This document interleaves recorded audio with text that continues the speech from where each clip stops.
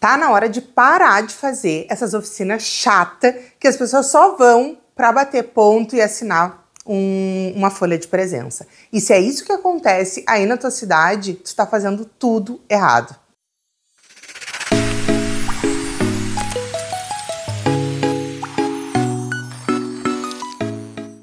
Calma, que a gente vai resolver isso. A questão não é tanto que as tuas ideias não sejam boas ou que as oficinas que tu propõe não estejam altamente relacionadas e conectadas com assistência. Tá muito mais em como tu divulga isso, como que tu pensa a lógica dessas oficinas do que propriamente a oficina em si. Então, nesse vídeo a gente vai falar sobre isso porque muito está se falando e está se pensando sobre as atividades coletivas. Desde que a gente passou pela pandemia, a gente teve uma forte diminuição das nossas atividades coletivas. E depois disso, a gente ficou se indagando, e agora? Como que a gente retoma? De que maneira que a gente volta? Será que as pessoas vão querer participar? E cada vez mais eu vejo os municípios diminuindo as suas atividades coletivas e focando somente no serviço de convivência como opção de espaço de convívio e de trabalho coletivo. Só que o CRAS, ele oferece muito mais atividades coletivas. A gente tem o coletivo como um grande viabilizador de todo o nosso processo de trabalho. Então, como que a gente faz para retomar oficinas que sejam assertivas, que estejam conectadas com o que as pessoas precisam e desejam? E aí, eu quero falar contigo sobre o que a grande maioria dos municípios faz e que pode ser o que está acontecendo aí na tua cidade e que é o grande erro. Quais são as duas coisas que a gente foca quando a gente vai fazer uma oficina? A ampla maioria das pessoas, tá? Em dinheiro e conhecimento. O que é o dinheiro? Vai fazer oficina sobre Bolsa Família, vai fazer oficina sobre sobre o BPC, que as pessoas chamam de BPC LOAS, que é o benefício de prestação continuada, que a gente oferece também aqui. Então, a gente começa a falar sobre isso como um chamarisco, que é o dinheiro. O chamarisco é o dinheiro. Olha, tu vai vir aqui onde a gente vai falar de algo que pode te ajudar financeiramente. E a gente acredita que isso é suficiente para mobilizar a pessoa a ir até o CRAS e participar da oficina. E a segunda coisa é conhecimento. Eu acredito que os usuários precisariam muito saber de tal coisa para melhorar a situação de vida deles. Só que nas duas situações tu entende que é tu pensando que tu acredita que eles devam ter interesse. E esse é o grande erro. É aí que mora todo o problema de uma oficina que fica vazia, que não tem nenhuma divulgação, e a gente sabe que o boca a boca com os usuários da assistência é muito potente. Se ninguém está comentando dessa oficina é porque ela está sendo chata, desgastante, está sendo vista como uma perda de tempo. E não é o que a gente quer, até porque a gente investe nosso tempo, a nossa energia, o nosso intelecto para construir oficinas que gerem resultados para as pessoas. É o nosso objetivo. Então, se isso não está funcionando, bom, vamos parar e vamos mudar isso aí, vamos pensar de outra forma, porque não adianta a gente estar fazendo um alto investimento de tudo isso que eu falei e não está gerando nenhum impacto, certo? Então, esse vídeo é justamente para te ajudar a fazer isso e a mudar um pouco a tua forma de pensar. E aí eu quero te dizer qual é o jeito certo da gente pensar uma oficina para o CRAS. Solução e entretenimento é tudo que as pessoas querem hoje, que elas falam, é o que está na boca do povo, é o que está nas redes sociais, é o que está ditando a regra do jogo. O que eu quero dizer com isso? Primeiro, as pessoas querem se divertir, querem ter um momento de lazer, um momento de satisfação em meio ao caos que a gente vive hoje, da vida, da sociedade, da forma como está colocadas as relações do trabalho, como que está colocado a desigualdade social, ou seja, com tudo aquilo que a gente trabalha, certo? E as pessoas querem isso. Então, a gente pensar o entretenimento dentro de uma oficina de CRAS pode ser muito potente para chamar as pessoas. E a outra coisa é a solução. Todo mundo quer resolver os seus problemas. E nós, na assistência, somos resolvedores natos de problema. Porque é isso, a gente vai justamente olhar para onde estão situações de vulnerabilidade, de risco, onde a gente encontra fragilidades, onde a gente encontra desafios, dificuldades, problemas reais do dia a dia dessas pessoas, e a gente entra junto com as pessoas para resolver esses problemas e para superar esses problemas. Então, as nossas oficinas conseguirem responder a essa necessidade básica, tem tudo a ver com assistência e com certeza vai chamar muito mais a atenção das pessoas do que os outros chamarizos que a gente estava falando antes, né? Então, aqui a gente vai ter que pensar um pouco como que a gente faz para isso. E eu acredito que tu deve estar pensando agora, isso aí tá me parecendo marketing. Isso tá me lembrando tudo que eu vejo de marketing por aí. Sim, o marketing tomou conta de todas as redes sociais e ele invade os nossos feeds, as nossas áreas ali de algoritmo, né? Onde o algoritmo indica para nós, sempre tem alguma coisa de marketing envolvida. Só que aí eu quero te dar uma ideia que eu acho que vai mudar tudo.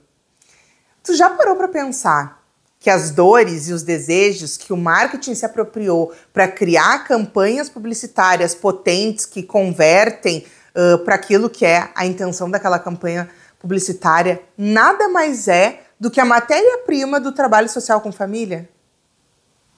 Eu quero que tu pare um minuto e pense sobre isso. O marketing se apropriou de algo extremamente poderoso. Só que essa coisa poderosa nada mais é do que a matéria-prima do nosso trabalho.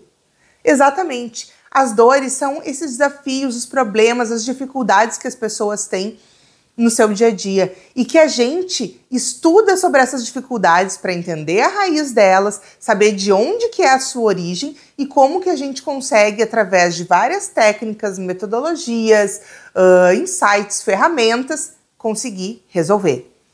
E os desejos é para onde as famílias querem ir, é aquele lugar que a gente constrói com as famílias de uma vida mais saudável, de uma rotina possível e equilibrada, que traga maior bem-estar, que traga mais saúde, que traga mais proteção para essa família.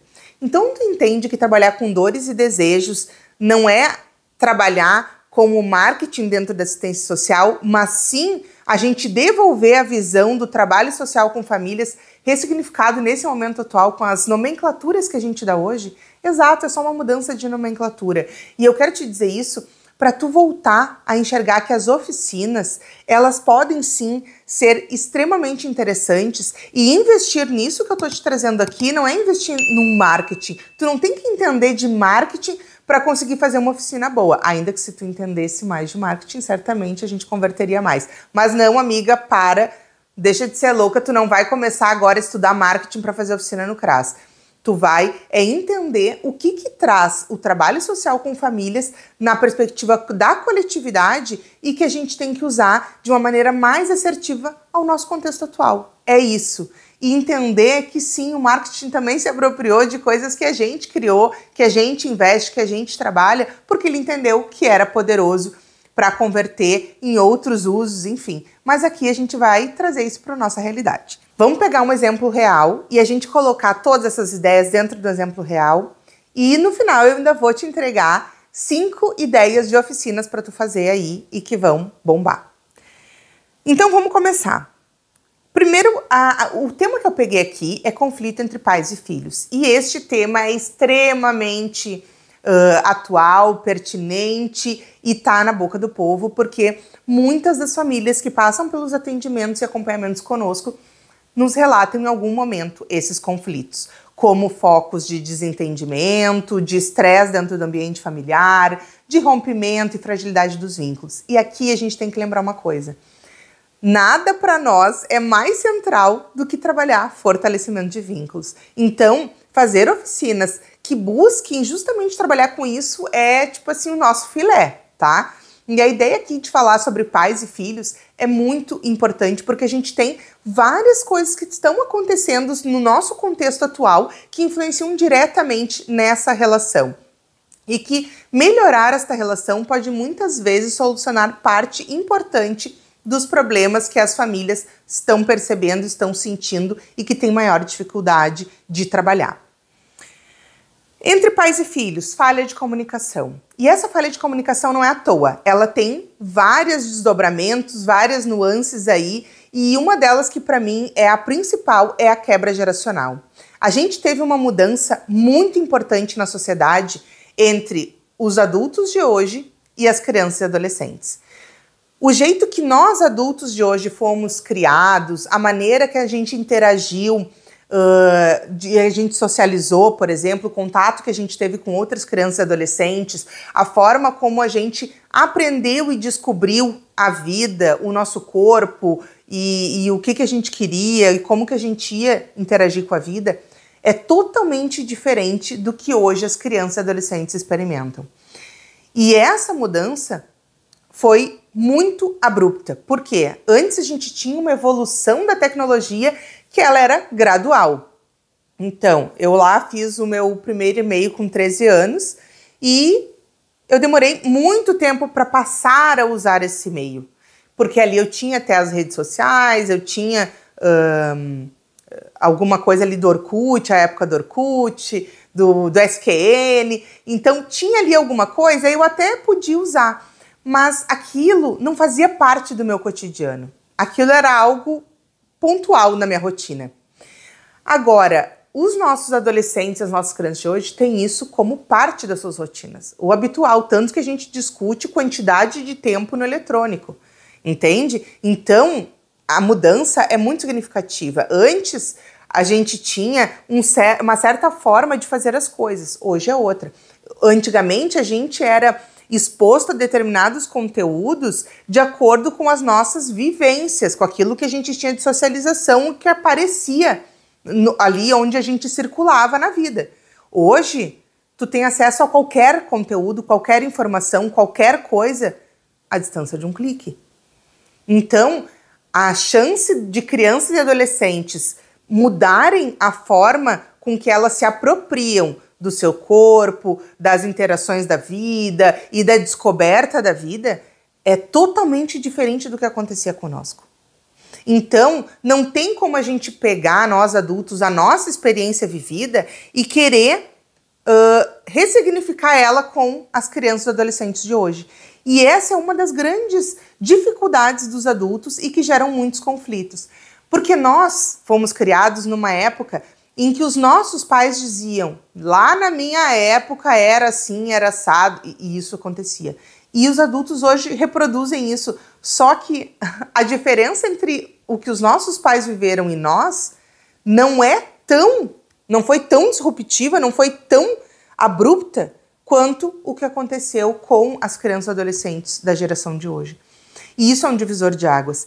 E quando as famílias não entendem essa quebra, elas tendem a reproduzir o que elas viveram. Só que isso está tão fora do contexto das crianças e adolescentes que isso gera conflitos intensos e importantes e que muitas vezes inviabilizam uma série de coisas que a família gostaria de desenvolver para suas crianças e para os seus adolescentes. A gente teve uma mudança muito grande também na organização familiar. Antigamente, a gente tinha, por exemplo, as pessoas que se aposentavam, que viravam, então os avós e tios mais velhos, eles se aposentavam e permaneciam aposentados. Hoje não.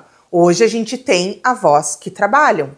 Então, houve uma mudança na nossa forma de ver. Por exemplo, eu fui criada sendo aquela que ficava em casa no turno inverso. Eu não precisava ir, por quê? Porque eu tinha a avó que estava aposentada e o avô que ficava em casa cuidando.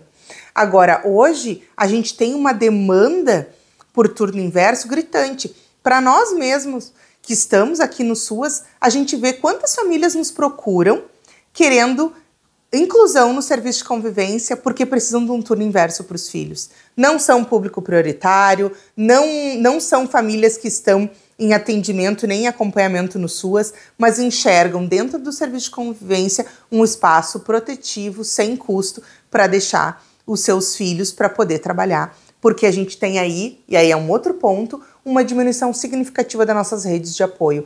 Tanto familiar, por conta dessas mudanças, da precarização do trabalho, das pessoas terem que ter 2, 3 empregos, 3 trabalhos, muitas vezes informais, que daí não tem uma cobertura também de proteção previdenciária, por exemplo. Então, todas essas mudanças que foram acontecendo nas famílias também foram impactando diretamente na capacidade de criar conexões e laços comunitários. Então, a gente já não tem mais o vizinho que a gente se dá bem, que a gente conta, cada um conta consigo mesmo. A gente tem famílias menores, haja vista que a gente tem aí uma ampla gama de idosos e na nossa pirâmide, a gente que está invertida, a gente tem muito menos aí pessoas em idade laboral e isso diminui cada vez mais.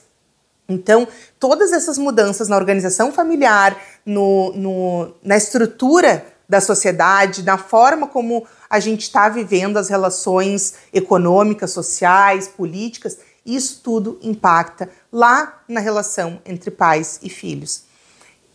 Quando a gente olha para esse todo grande e a gente volta aqui para o micro, a gente precisa pensar como que essas famílias enxergam o conflito intrafamiliar entre pais e filhos como algo a ser necessário resolução, a ter um investimento. E aí a gente começou aqui falando de oficina, não é à toa, porque grande parte das pessoas que têm, por exemplo, conflitos familiares e que poderiam ser resolvidos, poderiam se beneficiar das oficinas. Só que muitas vezes esses conflitos não aparecem pra gente num atendimento no CRAS, não vem para uma oficina, mas ele vai parar lá na alta complexidade. E eu já vi muitos casos que não tinha maus tratos, não tinha nenhuma situação de violência, parar lá no acolhimento, porque o conflito era tão grande que ninguém conseguia entender o que estava acontecendo e tudo parecia tão grande que por uma proteção de adolescentes e de crianças iam para lá. Então, a gente tem que pensar que quando a gente quer trabalhar, quando a gente fala, por exemplo, que o CRAS trabalha com prevenção, é disso. É como que a gente consegue lidar com os problemas quando eles ainda são possíveis de serem trabalhados pelas próprias famílias a partir de ampliação de conhecimento, de introdução de ferramentas, de técnicas, de metodologias que as próprias famílias possam fazer uso para melhorar uma situação problema. E aí, a ideia aqui da gente pensar isso nas oficinas é a gente trabalhar sobre vários aspectos. Primeiro, é a gente trabalhar convívio, porque a oficina é um espaço também de convívio, em que várias pessoas de um mesmo território, de uma mesma comunidade, que compartilham muitas vezes desafios e dificuldades comuns, se reúnem, sentam para conversar sobre problemas que são comuns. E quando a gente coletiviza o problema, a gente também para de culpabilizar. Porque se antes o problema era eu, agora então o problema somos nós. Então isso quer dizer que não é eu que não sei educar a minha criança, o meu adolescente, não sou eu que sou uma mãe ruim. Então hoje a forma como a sociedade está é que está me colocando neste lugar. E eu tô aqui para entender isso e para mudar. Só que, claro, quando a gente fala dessa maneira, para nós fica muito nítido. Mas para uma mãe que está lá no fogo cruzado, não, isso não fica muito nítido. Então, o apelo que a gente faz, e aí as dores, os desejos nos ajudam para isso, o apelo que a gente faz para a pessoa vir nas oficinas, ele tem que ser um apelo que se conecte com a necessidade dela e não com aquilo que a gente acha que é bonito e significativo. Por exemplo, a gente falar sobre... se a gente quiser falar, por exemplo, sobre essa relação entre pais e filhos, se a gente colocar isso a partir de como os pais podem ser mais protetivos e garantir mais direitos das crianças e dos adolescentes, não vai ser tão convincente, não vai chamar tantas pessoas quanto se tu disser, aprenda a lidar com birras e tenha uma vida mais tranquila. Aprenda a lidar com um adolescente que não sabe escutar e garanta mais segurança, por exemplo, porque tu vai ter uma comunicação melhor com o adolescente e, portanto, tu vai conseguir proteger mais e ter mais segurança quando ele ficar sozinho, por exemplo. Então, a gente tem que entender o problema da pessoa porque ela quer resolver aquele problema. E aí, quando eu falei que a gente usa o chamarisco lá erradamente do dinheiro e do conhecimento e que a gente deveria buscar entretenimento e solução, é isso, é a gente entender o problema e quando a gente chamar, a gente dizer que é possível a pessoa aprender um jeito de fazer isso de uma maneira leve, de uma maneira descontraída e que vai ser um momento também da pessoa. Porque um dos pontos super importantes quando a gente fala de fortalecimento de vínculos é a gente falar sobre autocuidado e de todas essas pessoas terem um autocuidado, mas hoje a gente tem um forte olhar de cuidado para a criança e para o adolescente, mas com os adultos a gente não tem. E esses adultos precisam dar conta disso, e a maioria deles não está se dando conta de que eles têm que ter dentro do dia a dia deles um momento de autocuidado, que eles têm que ter dentro do dia a dia deles um momento de se priorizar, porque todo mundo está dizendo que a gente tem que priorizar a criança e o adolescente. Então, essas são algumas das nuances que fazem com que a gente pense oficinas que sejam assertivas. E aí eu vou te dizer 5 oficinas que eu preparei para vocês e que vão te ajudar com isso. A primeira oficina é para identificar os desafios e os conflitos familiares. É uma forma da gente trazer a questão da coletividade. Então, este problema não é um problema da incapacidade individual de pais, adultos responsáveis em criar ou cuidar de crianças e adolescentes. Isso está dado, e a gente conversou hoje um pouco sobre isso, isso está dado numa condição muito mais macro que envolve o nosso sistema de produção e reprodução das relações, que envolve o desenvolvimento da organização familiar, isso está junto com as questões de trabalho, de emprego das famílias, a capacidade de se conectar e de se conviver dentro do território, e aí fala das potencialidades também do território, mas que é papo para outro vídeo, mas fala das potencialidades do território. Então, é a gente coletivizar um problema que não é das pessoas, mas que ele é formado e reproduzido nas relações e que ele se materializa dentro da família, naquela relação, mas que ele é algo mais amplo. Então, quando a gente trabalha a identificação, né, desses desafios e desses conflitos, e a gente começa a olhar a origem deles, a gente cria uma maior consciência nessas pessoas para que, ao entender que não é elas consigam sair do circuito da culpa. Porque tu vai lá, tu faz uma coisa, não deu certo, e aí tu te culpa por não ser uma mãe boa, não ser um pai bom, estar fazendo coisas erradas. Aí tu já não quer expor que tu tá fazendo errado, por exemplo, lá num serviço, que tu venha no CRAS, ou no serviço de convivência, ou lá na escola, tu não quer falar do teu erro porque tu tá te sentindo envergonhada, tá te sentindo culpada. Aí tu já não conta com a ajuda de ninguém para resolver aquilo e vira um bolo. Quando a gente traz consciência, a gente traz mais criticidade para esses conflitos familiares e demonstra que isso não fala sobre a capacidade individual daquelas pessoas, mas sim de algo maior e que a gente pode sim desenvolver algumas coisas que ajudem, já que esse contexto maior a gente não consegue impactar da maneira como a gente gostaria que fosse impactado, que é uma mudança geral revolucionária, a gente consegue fazer com que essas famílias também consigam pensar em outras opções, porque quando a culpa é tua, tu não pensa em nenhuma outra solução. Então, esse é um ponto que essa oficina nos ajuda. Outra oficina vai falar sobre a comunicação. Às vezes são coisas pequenas, mudanças pequenas que podem ser introduzidas no dia a dia que fazem a diferença. Tem um vídeo lá atrás que eu fiz com o meu enteado, em que a gente conversava e eu disse que em algum momento ele dizia assim pra mim: Kizzy, eu posso perguntar quando tu tá braba comigo? Quando vocês estão brigando, tu e meu pai comigo? E eu, sim, Beto, pode, porque ele tem TDAH e tem dificuldade, às vezes, de entender algumas nuances da comunicação entre nós que estão no não dito. Eu não chego e digo assim, olha, agora eu vou começar a brigar contigo, tá, Bernardo? E tal. Não é assim que acontece. Então, a gente começa a falar e ele tem que notar pelo jeito que a gente está gesticulando, pelo tom da nossa voz. Só que às vezes isso não fica nítido. E ele não sabe quando a gente está brigando com ele ou não. E muitas vezes a gente não estava brigando com ele, a gente estava tentando conversar e trazer um assunto, só que pelo nosso tom de voz ele tinha dúvida. E aí fazia com que ele reagisse de maneira agressiva e tentando se defender porque achava que a gente estava brigando. E isso aumentava a briga.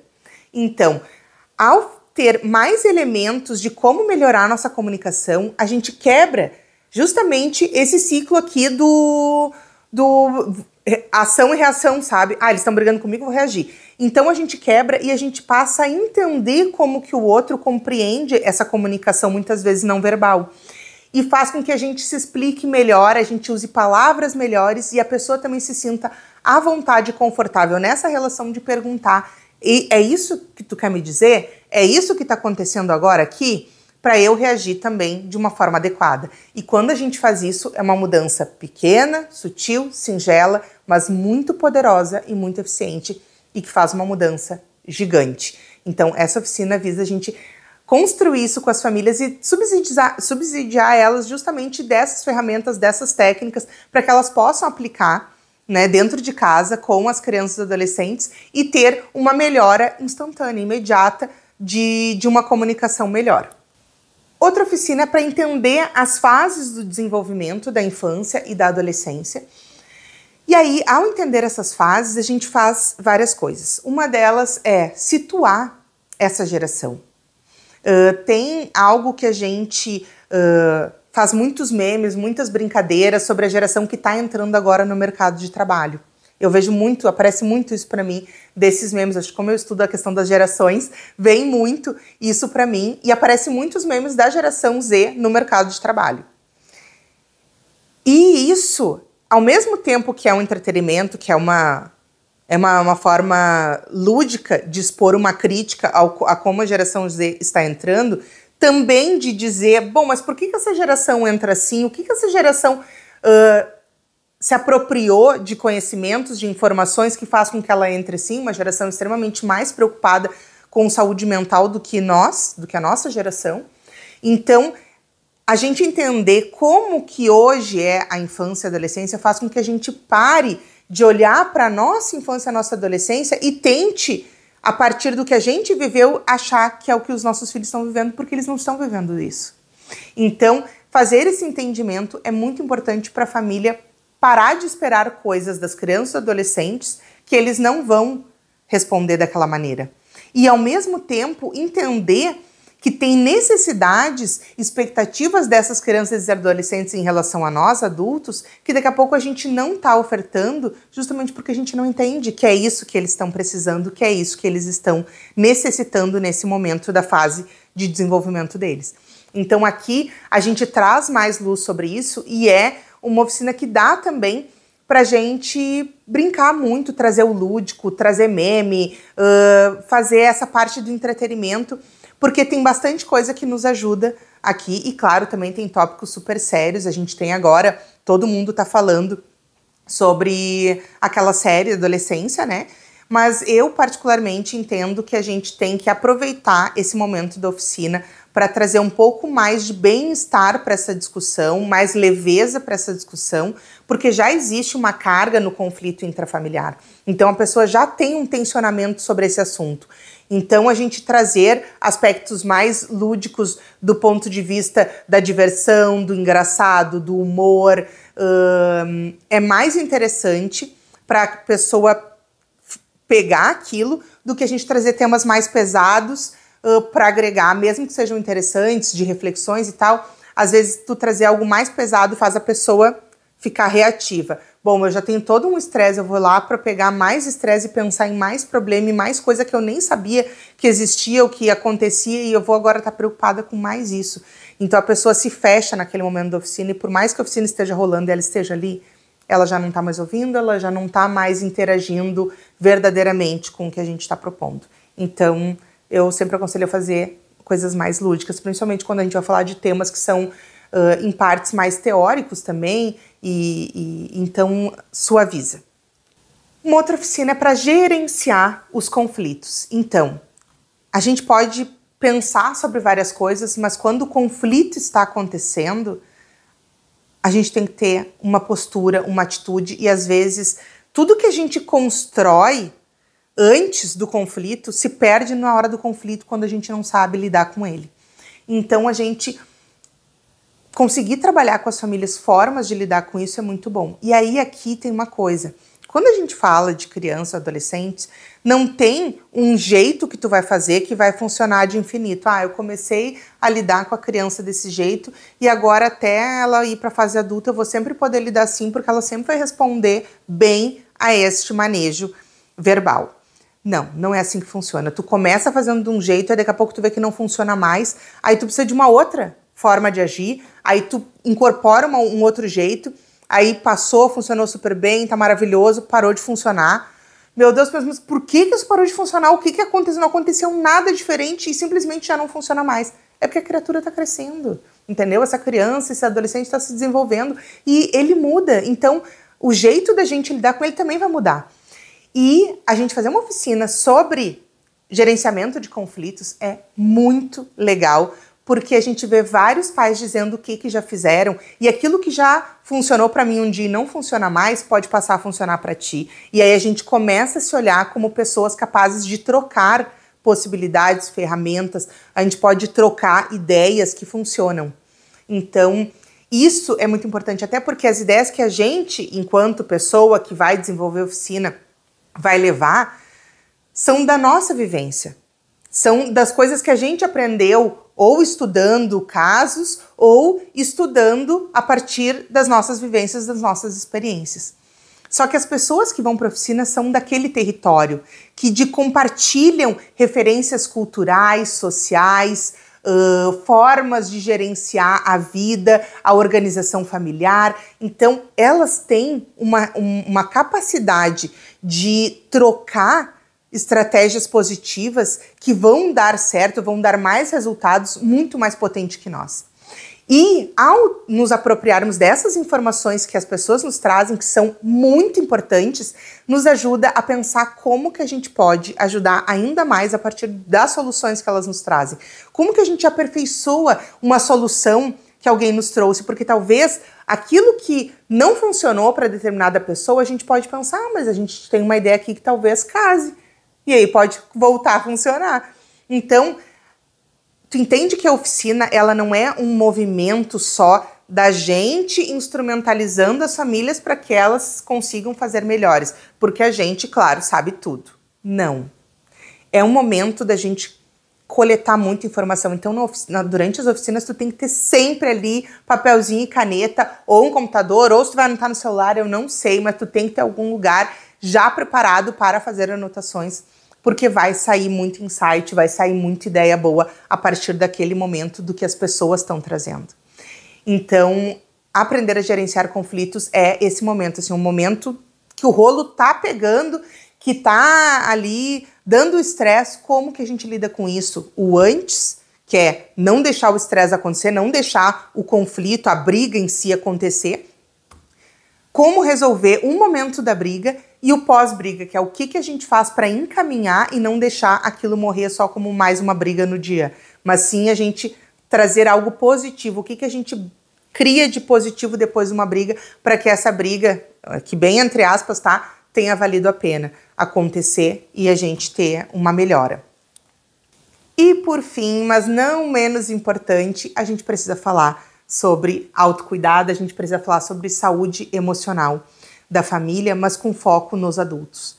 Um adulto que tenha melhor saúde mental, um adulto que consiga gerenciar melhor suas emoções, é um adulto que vai ter mais disponibilidade emocional, que vai ter mais energia para que no tempo que ele tem disponível com as crianças e adolescentes que estão sob seus cuidados, ele poder fazer um trabalho muito melhor. E ele também ter, esse adulto, uma qualidade de vida melhor. Então, essa aqui é uma oficina que é muito importante e que o céu é o limite, porque tem muitas coisas legais que podem ser trazidas para essa oficina. Eu espero, claro, que tu consiga implementar aí oficinas bem potentes, bem maravilhosas, que caiam no boca a boca e que todo mundo queira participar, porque isso certamente faz com que a gente alcance muito mais o nosso objetivo, gere muito mais impacto social a partir das oficinas do CRAS, e a gente também consegue interferir e intervir na melhora da qualidade de vida das pessoas, mesmo aquelas que não estão em atendimento e acompanhamento conosco. Como sempre, fica comigo, facilita a tua vida, e para pegar esse material todo detalhadinho, é só ir lá na comunidade no meu site. Beijão!